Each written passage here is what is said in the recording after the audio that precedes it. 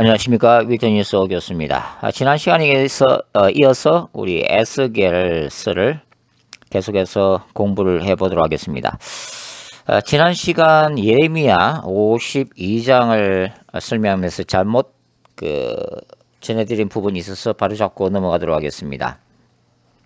예레미야 52장 28절 보시면 느부갓네살이 사로잡아간 백성은 이러하니라. 제7년에 유다인이 3023명이요.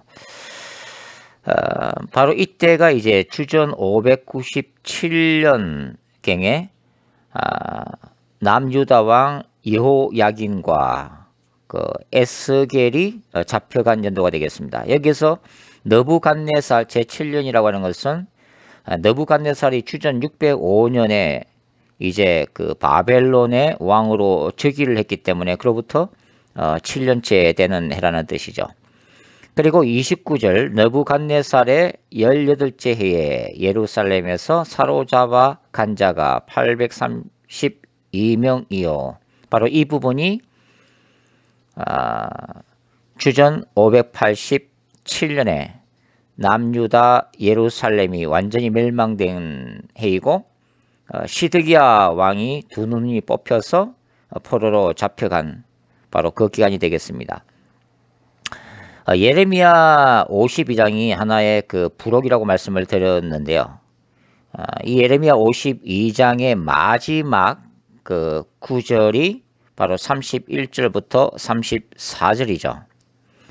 유다왕 여호야긴이 사로잡혀간 지 37년 곧 바벨론의 에윌 브로닥 왕의 즉위 원년 12째 달 25째 날 그가 유다의 여호야긴 왕의 머리를 들어 주었고 감옥에서 풀어주었더라. 그에게 친절하게 말하고 그의 자리를 그와 함께 바벨론에 있는 왕들의 자리보다 높이고 그 죄수의 의복을 갈아입혔고 그의 평생 동안 항상 왕의 앞에서 먹게 하였으며 그가 날마다 쓸 것을 바벨론의 왕에게서 받는 정량이 있었고 죽는 날까지 곧 종신토록 받았더라. 자, 느부갓네살 왕의 아들인 에윌 브로닥 왕이 즉위하는 해에 바벨론에 끌려가서 포로 생활하던 여호야긴이 37년 만에 왕으로서 대우를 받는 장면을 기록하면서 예레미야 52장이 끝을 맺고 있습니다. 바로 이제 요 구절이 예레미야서에 나타난 희망의 신학이죠. 바로 이 여호야긴 왕의 회복을 통해서 바벨론의 포로로 끌려간 유대인들도 희망을 갖게 됩니다. 그리고 이제 예레미야서 25장에 예고된 바벨론 70년 만에 고국으로 돌아가겠다고 하는 바로 그 희망의 메시지를 더욱더 붙들게 되었다고 볼 수가 있겠습니다. 자, 지난 시간에 에스겔 8장부터 11장까지 바로 예루살렘이 우상 숭배의 죄를 범했을 때 하나님의 성령께서 예루살렘 성전을 떠나서 바로 에스겔이 있는 그발 강가로 하늘의 보좌가 옮겼다는 것을 이제 말씀을 드렸는데요. 에스겔 9장을 한번 보도록 하겠습니다. 에스겔 9장은 8장부터 11장까지의 바로 하나님의 영광이 예루살렘을 떠나게 된 하나님의 심판이 이제 예루살렘에 임하게 되는 그 환상을 기록을 해놓고 있는데요. 에스겔 9장을 한번 보도록 하겠습니다. 자, 9장 1절과 2절 한번 보죠. 또 그가 큰 소리로 내 귀에 외쳐 이르되 이 성읍을 관할하는 자들이 각기 죽이는 무기를 손에 들고 나오게 하라 하시더라. 이 성읍을 관할하는 자, 바로 이 성읍의 통치권을 가진 자들인데요. 2절 보시면 내가 보니 6사람이 북향한 윗문길로부터 오는데 각 사람의 손에 죽이는 무기를 잡았고 그 중에 한 사람은 가는 벼옷을 입고 허리에 서기관의 먹그릇을 찼더라. 그들이 들어와서 노제단 곁에 서더라.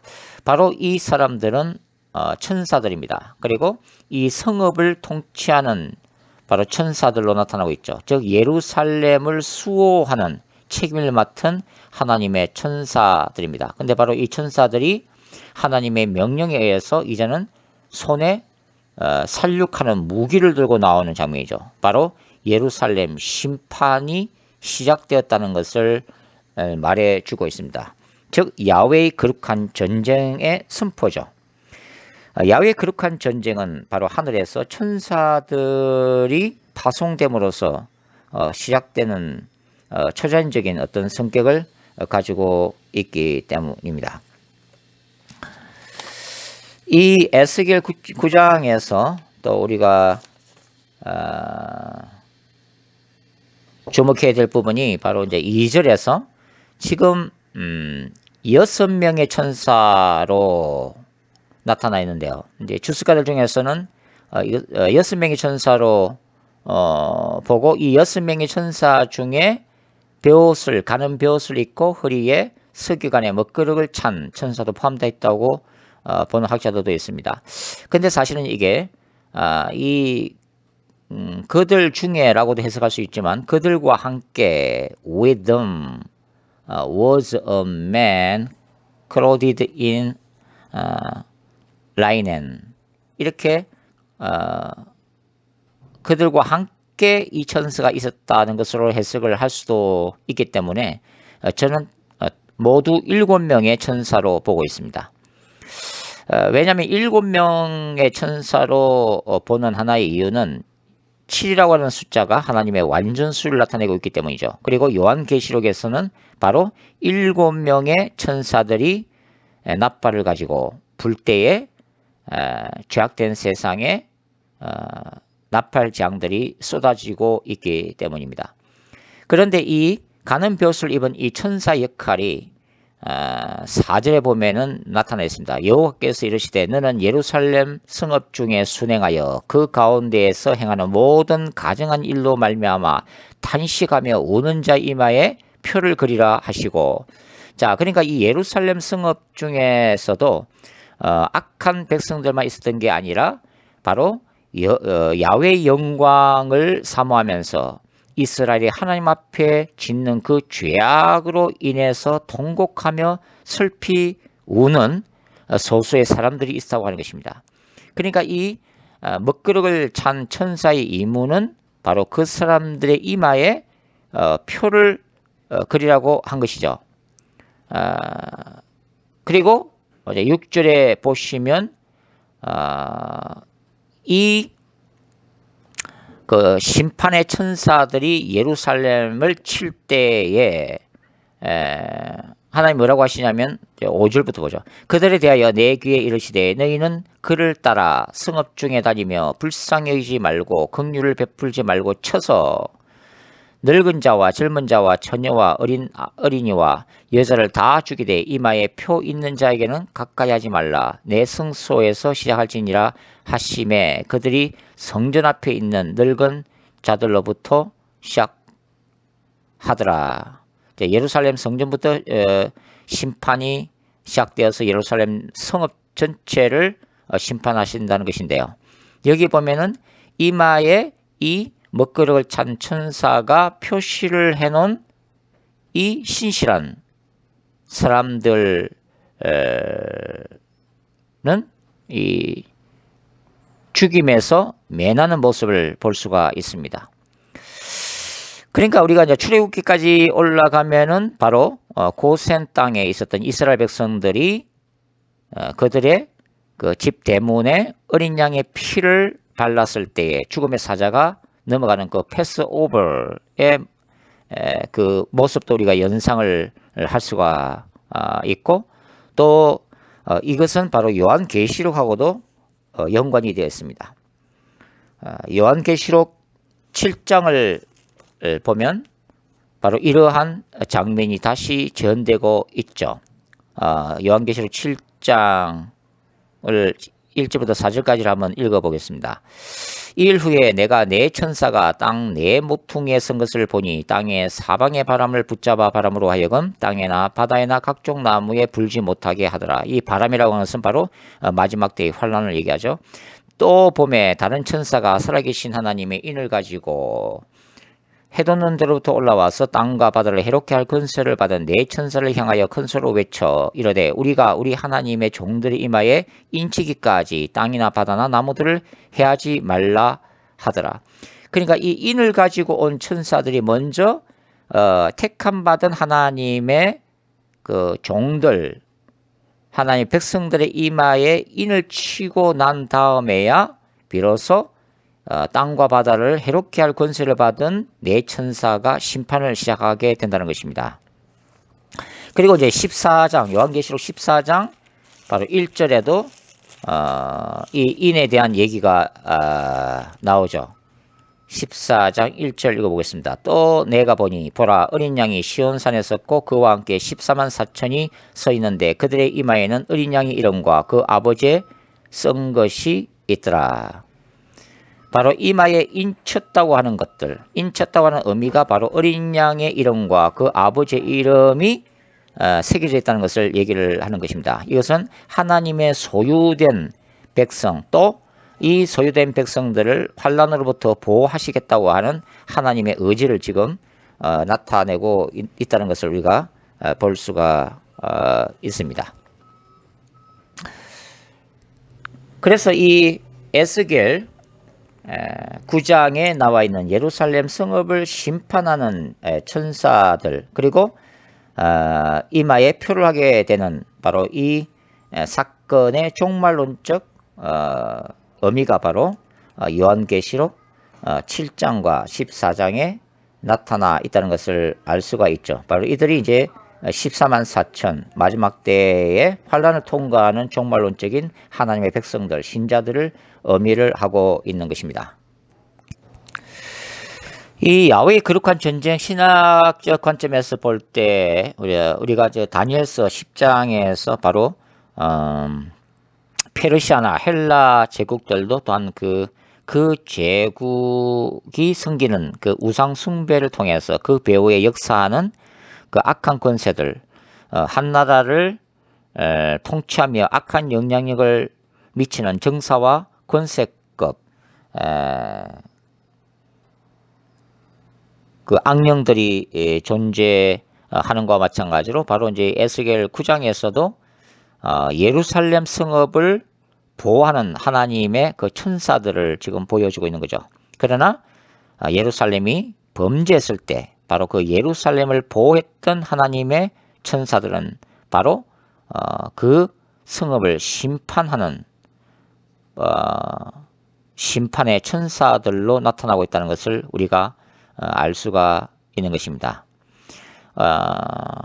거룩한 전쟁 신학에서 우리가 반복해서 제가 말씀드린 바와 같이 이스라엘 백성들이 하나님의 율법을 순종하고 하나님의 거룩한 공동체로서의 아이덴티티를 유지할 때는 하나님은 그 이스라엘을 위해서 그분의 능력과 기사와 표적으로 어떠한 이스라엘의 대적이라도 하나님이 이스라엘 위해서 전쟁하시는 하나님으로 나타나서 구원의 주심을 약속하면서도 동시에 이스라엘 백성들이 불순종하고 우상을 숭배할 때는 바로 야훼의 거룩한 전쟁 신학은 자신의 백성을 징계하시는 바로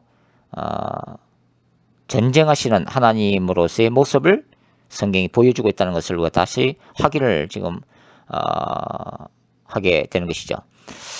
9장 2절에서 이 가는 베옷을 입은 천사, 세마포 옷을 입은 이 천사는 바로 이제 요한계시록에서도 바로 그 세마포 옷을 천사들이 입고 있다는 그 모습에서도 확정이 되어지는데요. 예를 들면은 요한계시록 15장 6절 보면 이런 구절이 있습니다. 7 재앙을 가진 7 천사가 성전으로부터 나와 맑고 빛난 세마포 옷을 입고 가슴에 금띠를 띠고, 바로 여기 보시면 바로 7 천사가 세마포 옷을 입고 가슴에 금띠를 띠고 있는 모습으로 묘사가 되어 있다는 것을 우리가 확인을 할 수가 있습니다.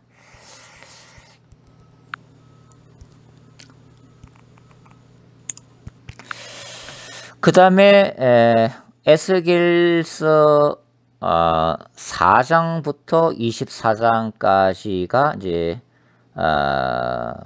남유다 심판에 관한 메시지라고 말씀을 드렸는데요.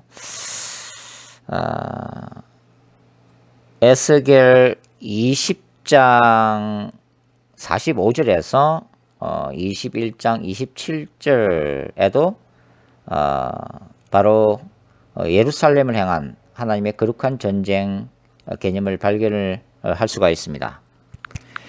특별히 에스겔서 21장은 바로 예루살렘을 심판하시는 그 야훼의 칼이라는 표현이 등장이 되어지고 있는데요. 21장 3절 예를 들면 이렇게 기록되어 있습니다. 이스라엘 땅에 이르기를 여호와의 말씀에 내가 너를 대적하여 내 칼을 칼집에서 빼어 의인과 악인을 내게서 끊을지라. 바로 야훼의 거룩한 전쟁이 선포되고 있다고 하는 거죠. 여기에서는 이스라엘을 태우시는 야훼의 불과 칼의 이미지로 묘사가 되어 있다는 것을 우리가 읽을 수가 있겠습니다. 그 다음에 그 에스겔서 25장부터 32장까지가 바로 예루살렘, 이스라엘의 주변 국가들에 대한 심판 메시지인데요. 그 이스라엘, 예루살렘의 멸망을 기뻐했던 바로 대적들에 대한 준엄한 심판이 경고되어지고 있습니다. 바로 이러한 열방들에 대한 심판은 궁극적으로 인간의 죄악을 심판하시는 야훼의 거룩한 전쟁, 특별히 우상 숭배를 심판하시는 그 하나님의 거룩한 전쟁 차원에서 행해지는 심판이라고 말씀을 드릴 수가 있습니다. 여기에서 특별히 그 두로 심판, 두로 왕이 받을 심판에 대해서 한번 살펴보도록 하겠습니다. 에스겔서 26장, 27장, 28장에 걸쳐서 두로에 대한 심판이 기록되고 있는데요. 28장 그 11절 이하부터 한번 읽어보죠. 여호와의 말씀이 또 내게 임하여 이르시되 인자야 두로 왕을 위하여 슬픈 노래를 지어 그에게 이르기를 주 여호와의 말씀에 너는 완전한 도장이었고 지혜가 충족하며 온전히 아름다웠도다. 내가 옛적에 하나님의 동산 에덴에 있어서 각종 보석 홍보석과 황보석과 금강석과 황옥과 홍마노와 창옥과 청보석과 남보석과 홍옥과 황금으로 단장하였으며 내가 시험을 받던 날에 너를 위하여 소고와 비파가 준비되었도다. 너는 기름 부음을 받고 지키는 그룹이며 내가 너를 세우며 내가 하나님의 성산에 있어서 불타는 돌들 사이에 왕래하였도다. 내가 시험을 받던 날로부터 내 모든 길에 완전하더니 마침내 내게서 불의가 드러났도다. 내 무역이 많음으로 내 가운데서 강포가 가득하여 내게 범죄하였도다. 너 지키는 그룹아, 그러므로 내가 너를 더럽게 여겨 하나님의 산에서 쫓아냈고 불타는 돌들 사이에서 멸하였도다. 내가 아름다움으로 마음이 교만하였으며 내가 영화로움으로 내 지혜를 더럽혔으며 내가 너를 땅에 던져 왕들 앞에 두어 그들의 구경거리가 되게 하였도다. 자, 인간 왕, 두로 왕, 그리고 그 두로라고 하는 국가에 대한 준엄한 심판이 지금 내려지고 있는데요. 특이한 것은 바로 이 두로 왕에 대한 심판이 바로 사탄의 속성과 오버랩되어서 예언이 되고 있다고 하는 것입니다. 지금 우리가 읽었던 이 본문은 사실 그 사탄에 대해서 지금 하나님이 설명하고 있는 구절이기도 합니다. 자, 이것은 뭐냐면 그 두로 왕이 교만해서 하나님 앞에 심판을 받고 있는데 바로 그 두로 왕의 교만이라고 하는 그 배후에는 바로 사탄이 역사하고 있다고 하는 것입니다. 그래서 두로 왕의 교만은 바로 하나님을 대적해서 타락한 천사장 사탄과 지금 동일시 되고 있다는 것을 우리가 지금 알 수가 있습니다. 이 에스겔서 28장의 내용은 또 이사야 14장하고도 바로 관련이 또 되어지고 있다고도 말씀을 드릴 수가 있죠. 이사야 14장에는 바로 서울로 내려간 바벨론 왕에 대한 그 심판에 대한 계시적 말씀인데요. 바로 두로 왕에 대한 이 계시와 그 연장선상에 있습니다. 이사야 14장 12절부터 한번 읽어보죠. 너 아침의 아들 계명성이여 어찌 그리 하늘에서 떨어졌으며 너 열국을 엎은 자여 어찌 그리 땅에 지켰는고 네가 네 마음에 이르기를 내가 하늘에 올라 하나님의 뭇별 위에 내 자리를 높이리라 내가 북극 지폐의 산 위에 앉으리라 가장 높은 구름에 올라가 지극히 높은 이와 같아지리라 하는도다. 그러나 이제 내가 서울 곧 구덩이 맨 밑에 떨어짐을 당하리로다. 너를 보는 이가 주목하여 너를 자세히 살펴보며 말하기를 이 사람이 땅을 진동시키며 열국을 놀라게 하며 세계를 황무하게 하며 성읍을 파괴하며 그에게 사로잡힌 자들을 집으로 놓아 보내지 아니하던 자가 아니냐 하리로다. 역시 이 에스겔 28장과 같은 상황이죠. 바로 그 바벨론 왕이 그 교만해서 하나님 앞에 스스로를 높이는 바로 그 가증한 모습에 대해서 하나님이 심판을 예고하고 계시는 모습인데요. 바로 여기도 보면은 그 아침의 아들 계명성, 우리가 잘 알고 있는 그 루시퍼에 대한 바로 이름을 볼 수가 있고, 또 이 바벨론 왕의 교만이 마치 타락한 천사장 루시퍼와 같이 하늘에 올라 하나님의 뭇별 위에 그의 자리를 높이려고 했던 바로 교만한 속성과 일치되고 있다고 하는 것입니다. 바로 바벨론 왕의 배후에 바로 악한 권세 사탄이 자리 잡고 있다는 것을 보여주고 있는 거죠. 바로 이런 것들이 이제 다니엘서가 얘기하는 그 다니엘서에 나오는 금신상 환상에서 그 보여지는 바와 같이 인간의 제국들, 지상에 나타날 인간의 제국들은 인간의 욕망과 탐욕과 또 자신들의 왕국을 구축하고자 하는 그러한 동기에서 제국들이 세워지지만 그리고 땅을 정복하고 살육하지만 바로 이제 그 배후에는 바로 악한 근세가 자리 잡고 있고 특히 사탄이 그들을 지배하고 있다는 바로 이 초자연적인 성경적 세계관을 보여주고 있다고 말씀을 드릴 수가 있겠습니다. 그리고 특히 이 두로와 시도는 지중해 그 해변 국가로서 해상 무역을 장악했고 그래서 부를 축적한 나라들이었죠. 그래서 여기 두로에 대한 애가 에스겔 27장에는 바로 그러한 이 두로의 심판에 대해서 이렇게 묘사가 되어 있죠. 예를 들면은 에스겔서 27장 29절을 함께 보도록 하시죠. 29절 읽겠습니다. 노를 잡은 모든 자와 사공과 바다의 선장들이 다 배에서 내려 언덕에 서서 너를 위하여 크게 소리질러 통곡하고 티끌을 머리에 덮었으며 제 가운데 뒹굴며 그들이 다 너를 위하여 머리털을 밀고 굵은 배로 뛰고 마음이 아프게 슬피 통곡하리로다. 그들이 통곡할 때 너를 위하여 슬픈 노래를 불러 애도하여 말하기를 두로와 같이 바다 가운데서 적막한 자 누구인고 내 물품을 바다로 실어낼 때 내가 여러 백성을 풍족하게 하였으며 내 재물과 무역품이 많으므로 세상 왕들을 풍부하게 하였도다. 자, 바로 이제 이러한 묘사가 요한계시록 17장과 18장에 나오는 음녀 바벨론의 멸망에도 비슷하게 적용되고 있음을 우리가 볼 수가 있죠. 음녀 바벨론을 향한 하나님의 심판 앞에서 주변 국가들이 두려움으로 애곡하는 장면이 역시 나오고 있는데요. 예를 들면 요한계시록 18장 15절부터 한번 읽어보도록 하겠습니다.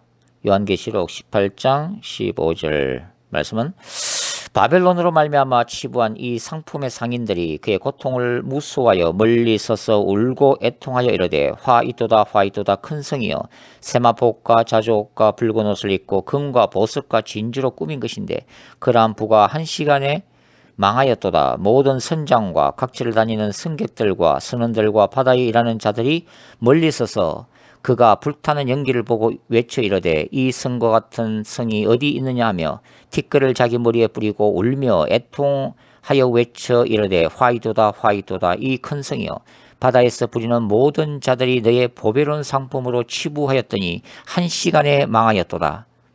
바로 이렇게 이제 음녀 바벨론의 그 멸망에 대해서 놀라면서 슬퍼하는 열국들의 모습이 비슷하게 이제 묘사가 되어 있다는 것을 우리가 발견을 할 수가 있습니다. 요한계시록에 나오는 음녀 바벨론에 대한 심판은 이제 예레미야서에 기록되어 있는 그 바벨론을 향한 심판의 구절도 비슷하게 이제 묘사된 부분이 있는데요. 예를 들면은 예레미야 51장 7절을 찾아보시면 이렇게 기록이 되어 있습니다. 바벨론은 여호와의 손에 잡혀 있어 온 세계가 취하게 하는 금잔이라 뭇 민족이 그 포도주를 마심으로 미쳤도다. 바로 이제 바벨론이 온 세계를 포도주로 취하게 하듯이 미혹시켰다. 그렇게 지금 기록이 되어 있는데요. 바로 요한계시록 17장과 18장에 나오는 음녀 바벨론도 바로 이 신바벨론 느부갓네살의 신바벨론 제국의 연장성산에 놓였다는 것을 보여주고 있는데요. 요한계시록 17장 큰 음녀 바벨론이라는 심판의 그 말씀 중에서 이런 말씀이 있죠. 17장 1절과 2절 한번 읽어보겠습니다. 또 일곱 대접을 가진 일곱 천사 중 하나가 와서 내게 말하여 이르되 이리로 오라. 많은 무리에 앉은 큰 음녀가 받을 심판을 내게 보이리라. 땅의 임금들도 그와 더불어 음행하였고 땅에 사는 자들도 그 음행의 포도주에 취하였다 하고. 그러니까 이 음녀 바벨론이 영적으로 음행의 포도주로 전 세계를 취하게 만들었다. 미혹하게 만들었다 하는 뜻이죠. 1차적인 수신자들인 그 소아시아 7교회는 바로 이 구절은 1세기 로마 세계를 의미하고 있습니다. 도미티안 황제의 그 로마 세계, 그 1세기 로마 세계는 전 세계를 지배하면서 로마 세계의 그 타락한 육체적 쾌락 문화와 또 로마 제국이 섬겼던 그 로마 황제 숭배 사상이라고 하는 우상 숭배, 그리고 숱한 신들을 그 섬겼던 그러한 가증스러운 그 우상 숭배 행위를 말하고 있는 거죠. 이 마지막 때에 바로 음녀 바벨론도 전 세계를 영적으로 미혹시키는 무서운 정치 종교 권세로 나타나게 될 거라고 하는 것입니다.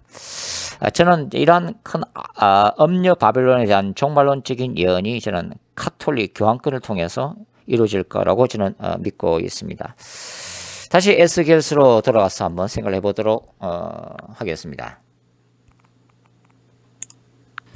에스겔서 29장부터 31장까지는 애굽 심판에 대해서 기록이 되어 있죠. 여기서 애굽은 바다 가운데의 큰 악으로 묘사가 되어 있습니다. 사실 뭐 큰 악어, 또 용, 또 리워 야탄 등 이제 구약에 나오는 이러한 짐승들은 일반적으로는 바로 이스라엘 하나님의 백성들의 대적으로 묘사가 되어지죠.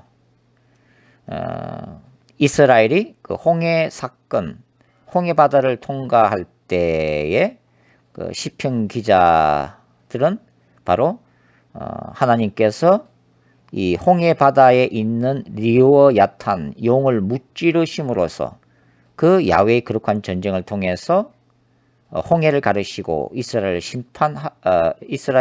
구원하셨다고 하는 것을 기록을 하고 있습니다.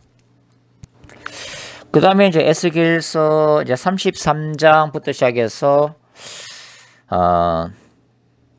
39장까지는 이스라엘의 회복에 대한 메시지가 나타나 있는데요.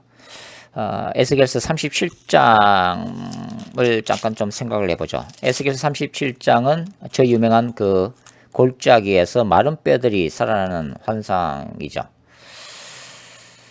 그 에스겔 이 37장에서 이 골짜기의 마른 뼈들은 바벨론에 끌려와 있는 이스라엘의 절망적인 상태, 또 그들이 그렇게 우상 숭배를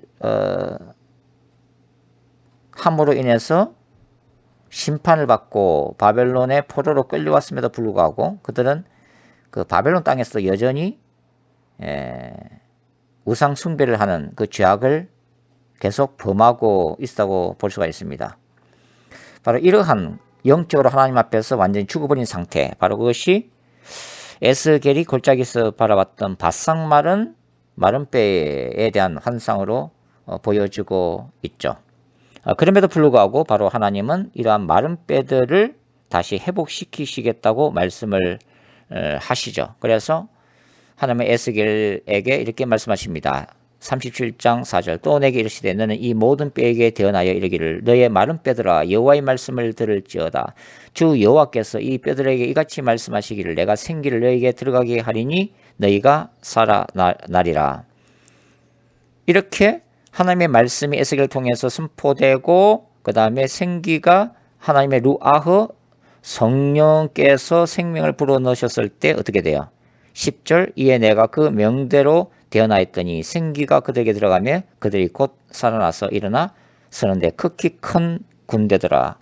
야훼의 큰 군대로 회복되는 모습, 이스라엘이 하나님의 군대로 회복되는 모습이 예고되고 있습니다. 그런 다음에 이제 15절부터 28절까지는 바로 유다와 이스라엘의 통일된 이스라엘의 미래적 비전이 제시가 되어지는데요. 이 이스라엘에 대한 그 비전은 그 24절부터 쭉 읽어보시면 내 종 다윗이 그들의 왕이 되리니 그들 모두에게 한 목자가 있을 것이라. 그들이 내 규례를 준수하고 내 율례를 지켜 행하며 내가 내 종 야곱에게 준 땅 곧 그의 조상들이 거주하던 땅에 그들이 거주하게 하되 그들과 그들의 자자손손이 영원히 거기에 거주할 것이요 내 종 다윗이 영원히 그들의 왕이 되리라. 내가 그들과 화평의 언약을 세워서 영원한 언약이 되게 하고 또 그들을 경고하고 번성하게 하여 내 성소를 그 가운데 세워서 영원히 이르게 하리니 내 처소가 그들 가운데 있을 것이며 나는 그들의 하나님이 되고 그들은 내 백성이 되리라. 내 성소가 영원토록 그들 가운데 있으리니 내가 이스라엘을 거룩하게 하는 여호와인 줄을 열국이 알리라 하셨다 하라. 자, 이제 그 구약의 연서들을 문자적인 측면에서 또 해석하기를 선호하는 신학자들은 또 이 구절을 1948년도에 팔레스틴에 다시 재건된 이스라엘에 대한 예언의 성취로 보는 분들도 가끔 있습니다. 근데 사실은 이제 이 구절은 역사적 이스라엘의 회복에 대한 말씀이라기보다는 궁극적인 메시아 왕국에 대한 예언이라고 보는 것이 더 성경적이라는 생각이 듭니다. 여기서 내 종 다윗이 영원히 지킨다는 것은 육체적인 다윗이 아니라 바로 다윗의 자손으로 올 메시아의 도래를 얘기를 하는 것이죠. 특별히 이제 26절에는 화평의 언약이라는 말씀이 나오죠. 화평의 평강의 언약이죠. 바로 이것은 분명히 예수 그리스도의 십자가의 죽음과 부활을 통해서 바로 하나님과 인간 사이에 화평케 되는 그 그리스도의 사역을 분명히 얘기를 하고 있는 것이죠. 바울이 이제 로마서 5장에서 이것을 설명하고 있습니다. 화평케 하는 그 칭의 복음에서 설명을 하고 있죠. 그런데 이 구절에서 이제 재미있는 것은 뭐냐면 그 26절에 내 성소를 그 가운데 세워서 영원히 이르게 하리니 27절 내 처소가 그들 가운데 있을 것이며 나는 그들의 하나님이 되고 그들은 내 백성이 되리라. 바로 이 구절입니다. 여기에서 이 처소라고 하는 단어, 이 처소라고 하는 단어는 바로 터버너클입니다. 터버너클. 출애굽기 40장 35절 나오는 바로 성막을 얘기를 하는 거죠. 그러니까 성막 또는 성전 개념입니다.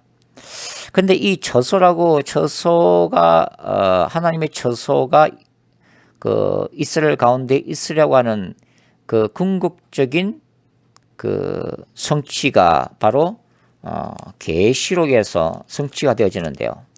바로 계시록 21장 3절 말씀입니다.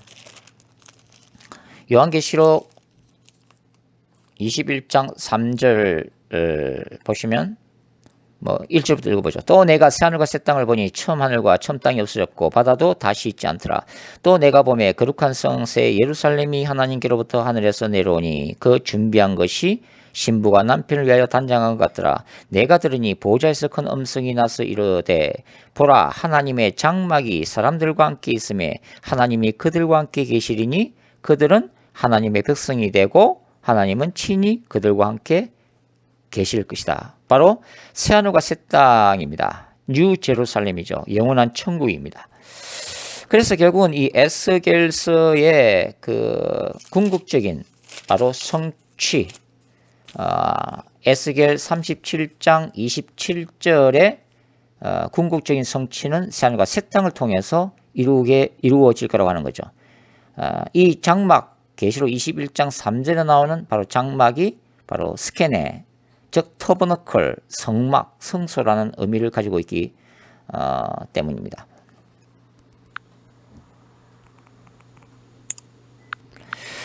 그리고 에스겔서 이제 37장 27절 나오는 이 하나님의 처소가 그들 가운데 있을 것이라고 하는 바로 이 말씀이 새하늘과 새 땅에서 이루어지는데요. 이제는 새하늘과 새 땅에서는 성전이 완전히 사라지고 없습니다. 왜냐하면 예수님 자신이 성전이시고 하나님이 성전 그 자체이기 때문이죠. 즉 하늘에서 내려오는 새하늘과 새 땅, 뉴 제루살렘 자체가 하나의 거대한 지성소입니다. 영원한 천국 자체가 성전이 따로 있을 필요가 없는 영원한 천국이라고 하는 의미가 되어지게 되죠. 이제 다음 시간에는 그 에스겔 38장과 39장에 나오는 소위 말해서 이제 그 로스와 메섹과 두발 왕 고기 예루살렘을 침공하는 그 이야기, 그리고 40장부터 48장에 나와 있는 에스겔 성전에 대해서 간단하게 기간해 보도록 하겠습니다. 감사합니다.